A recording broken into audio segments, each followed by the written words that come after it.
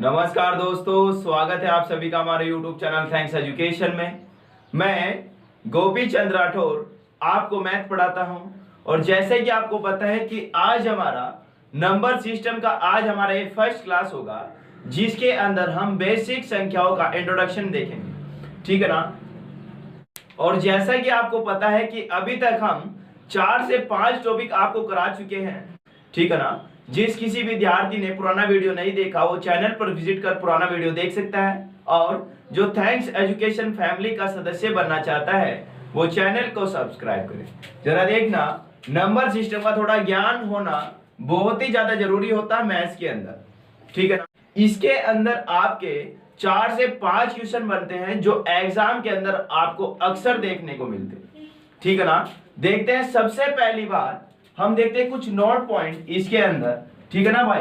Basic बातों को हम जानने की कोशिश करते हैं। सबसे पहले देखना, आपको पता होता है एक नंबर लाइन यानी कि एक संख्या लाइन आपको पता होती है, ठीक है ना।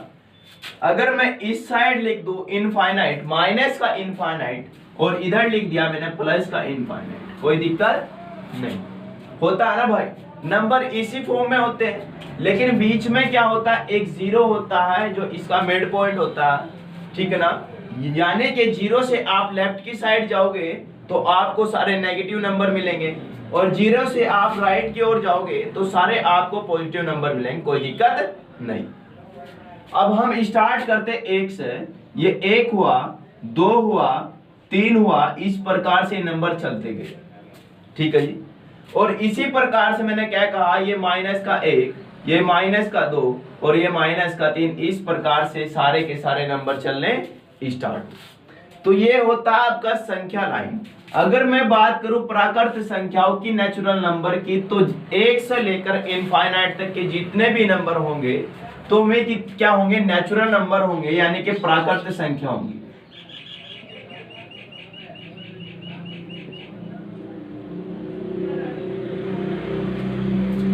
बात समझ में आई।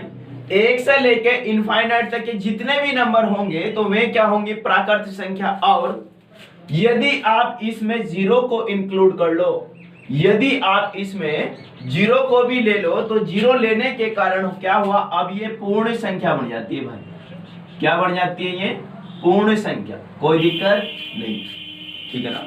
जैसे ही आपने प्राकृत संख्याओं में जीरो को भी इंक्लूड कर लिया यानी कि ले लिया, तो वो क्या होगी, पूर्ण संख्या। बात समझ में आई। और अगर मैं बात करूं इस सभी की, अगर मैं इन बात करूं सभी की, तो सभी के सभी नंबर जो होते हैं, ये पूरे के पूरे नंबर जो होते हैं, इन्हें बोलते हैं आप पूर्णांक। क्या बोलते हो भाई ने, इन्हें बोलते हो आप पूर्णांक, ठीक है ना। तो ये होते हैं पूर्णांक। बात समझ में आई।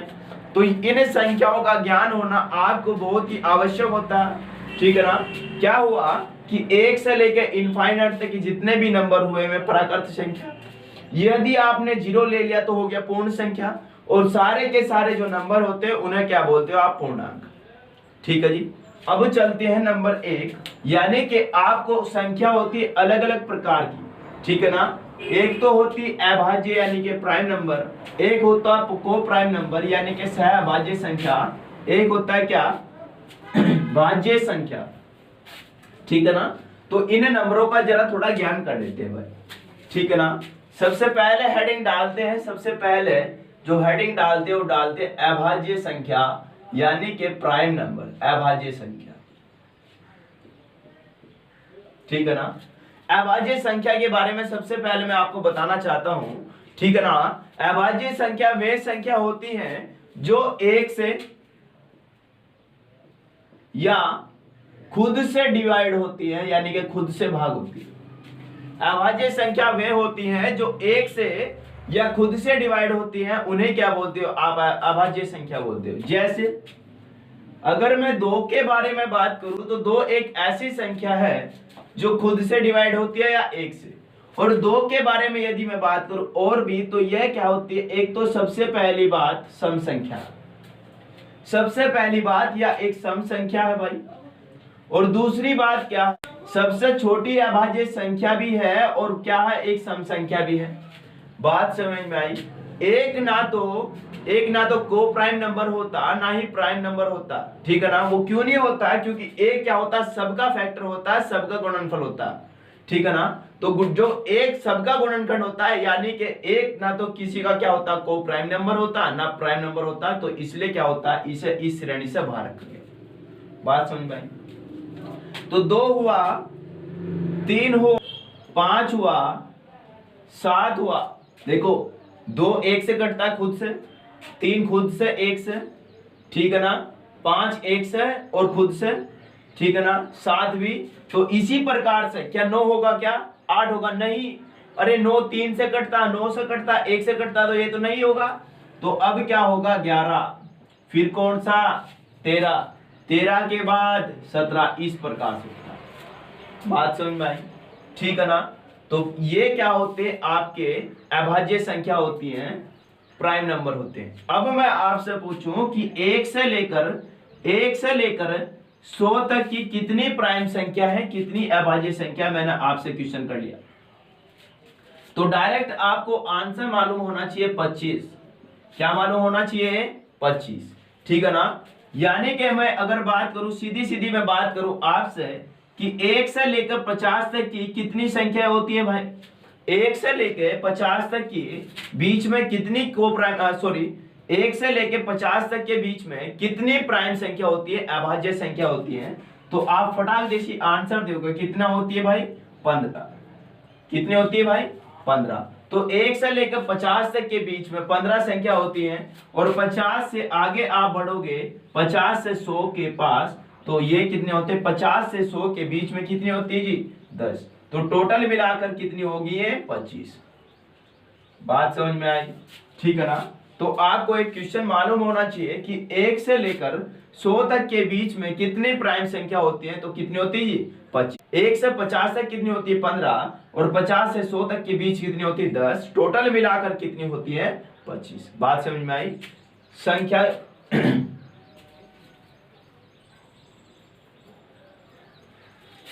बात करते हैं सह अभाज्य संख्या, यानी कि को प्राइम नंबर। दूसरी संख्या देखना, दूसरी संख्या कौन सी होती है भाई, सह अभाज्य संख्या।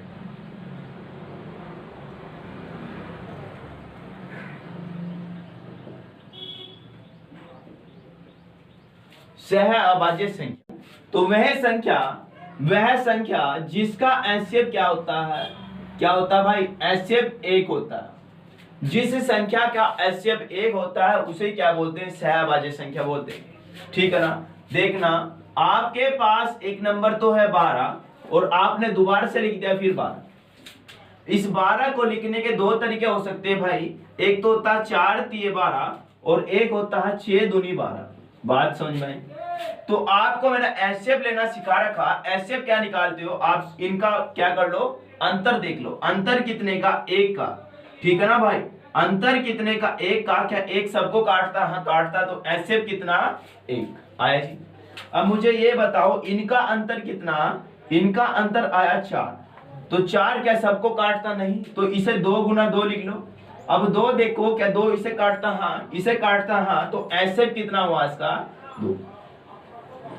तो इन दोनों संख्याओं का एचसीएफ कितना हुआ, 2। तो यानी कि जिस संख्या का एचसीएफ 1 होगा तो वही क्या होगा, सह अभाज्य संख्या। तो मुझे ये बताओ इसका एचसीएफ कितना, 1, तो को प्राइम नंबर है, ठीक है ना। इसका एचसीएफ कितना, 2, तो ये को प्राइम नंबर नहीं। बात समझ में आई। इसी प्रकार से मैं ले लिया, मान लो मैंने कितना ले लिया, मान लो 14 के आपने टुकड़े करे, 2 सते कितना, 14 आया जी। 2 सते 14। क्या आपके पास ऐसा कोई नंबर है जो इसमें अलग अलग काटता हो, नहीं भाई। तो आप मुझे ये बताओ ये क्या है, एक को प्राइम नंबर है, यानी कि सहअभाज्य संख्या, क्योंकि इनका एचसीएफ क्या होता है, 1 होता है। बात समझ में आई, बात समझ में आई। जैसे 56 मैंने लिया, 56 को आप काटोगे, 7 8 कितना, 56, 7 8 56, तो ये क्या होता है, एक को प्राइम नंबर होता है, 7 और कितना, 8 आया जी। तो इस प्रकार से आपको कॉमन नंबर निकालना होना चाहिए, सहअभाज्य संख्या निकालनी आनी चाहिए, ठीक है ना। तीसरा हम बात करते हैं किसका, भाज्य संख्या। तीसरा हम बात करते हैं भाज्य संख्या।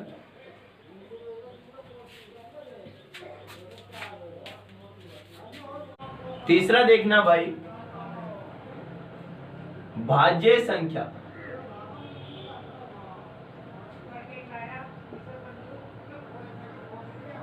देखो एक सिंपल मेथड होता है भाज्य संख्या को ज्ञात करने का। भाज्य संख्या को निकालने का एक सिंपल मेथड क्या होता है जरा देखिए, ठीक है ना। आपने क्या पढ़ा, अभाज्य संख्या पढ़ी यानी कि प्राइम नंबर पढ़े।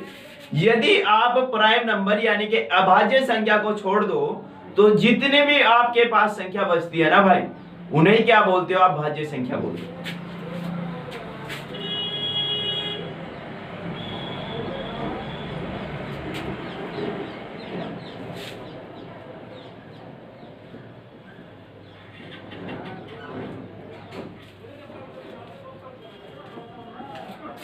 अभाज्य संख्या को छोड़कर जितनी भी संख्या है ना भाई, वो सारी की सारी क्या, भाज्य संख्या। जैसे 4 क्या है आपकी भाज्य संख्या, ठीक है ना। फिर क्या हुआ, 8 हुआ, ठीक है ना, वो भी क्या आपकी भाज्य संख्या। तो इस प्रकार से आप भाज्य संख्या क्या कर सकते हो, काउंट कर सकते हो, ज्ञात कर सकते हो, ठीक है ना। आया समझ में। अब बात करते हैं चौथा नंबर। चौथा नंबर आपने कभी देखा नहीं होगा भाई, ठीक है ना। ये नंबर आपका बहुत ही ज्यादा इंपॉर्टेंट नंबर होता है भाई, ठीक है ना। ये नंबर आपका बहुत ही ज्यादा महत्वपूर्ण होता है। क्या होता है, त्रिकोणीय संख्या।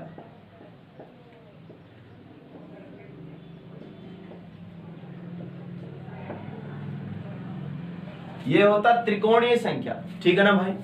त्रिकोणीय संख्या के बारे में सबसे पहले हम जानकारी ले लेते हैं भाई, त्रिकोणीय संख्या होती क्या, ठीक है ना। तो त्रिकोणीय संख्या निकालने का फंडा क्या होता है जरा देखना।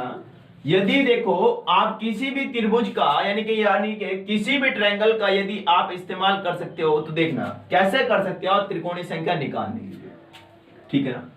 सबसे पहले यदि किसी भी चीज को आपको बनाना होता है तो सबसे पहले आपको पॉइंट लेना होता है। तो ये क्या आपका एक त्रिकोणीय नंबर है। कौन सा त्रिकोणीय नंबर, एक त्रिकोणीय नंबर। उसके बाद क्या होता है, दूसरा त्रिकोणीय नंबर। देखो कितने पॉइंट बना रहा मैं, 3 पॉइंट, ठीक है ना। तो ये क्या हुआ आपका दूसरा त्रिकोणीय नंबर, यानी कि 3 क्या है, ये आपका त्रिकोणीय नंबर है। कौन सा, दूसरा त्रिकोणीय नंबर। बात करते हैं आगे।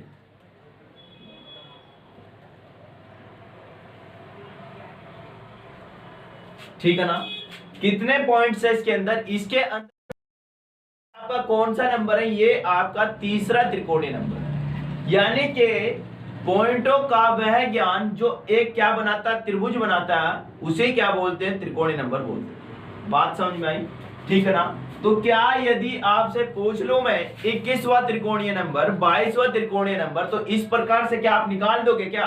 अरे क्या पॉइंटों के साथ आप खेलोगे क्या? नहीं, निकालने का एक तरीका होता है, ठीक है ना। त्रिकोणीय नंबर निकालने का एक तरीका होता है, कोई भी त्रिकोणीय नंबर निकालना होगा, ठीक है ना, तो n इंटू n प्लस 1/2 कर देना।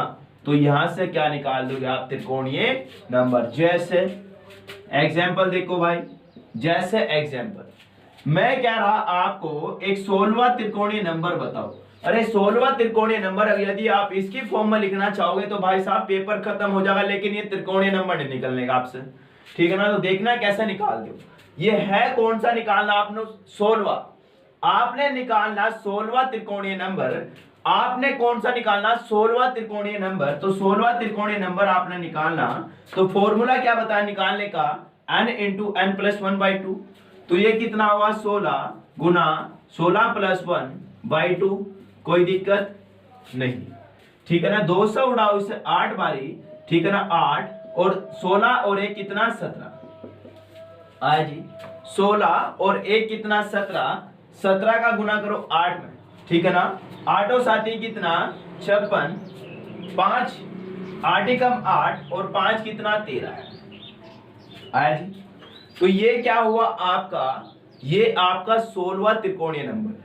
दूसरा निकाल लेते हैं भाई 15वां त्रिकोणीय नंबर। तो 15वां त्रिकोणीय नंबर निकालने की कला क्या होती है भाई, कि 15 गुना 15 प्लस 1/2 हुआ जी। तो ये क्या हुआ, 15, ठीक है ना।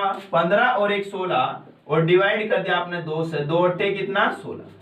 और 15 अट्ठे कितना होता है 120। तो ये क्या होता है आपका 120 एक 15वां त्रिकोणीय नंबर होता है। बात समझ में आई? तो इस प्रकार से ये क्वेश्चन मैं आपको बताऊं तो आरआरबी के अंदर ये क्वेश्चन देखने को मिल चुका है भाई, ठीक है ना। इसलिए ये त्रिकोणीय नंबर आपका एक प्लस पॉइंट होगा, इसे बहुत अच्छी तरीके से करना, ठीक है ना। तो आज के लिए इतना ही, धन्यवाद। अगर आपको वीडियो अच्छा लगा है तो दिल से लाइक करें, शेयर करें। अगर आप चैनल पर नए हैं तो चैनल को सब्सक्राइब करें। ओके, जय हिंद, जय भारत।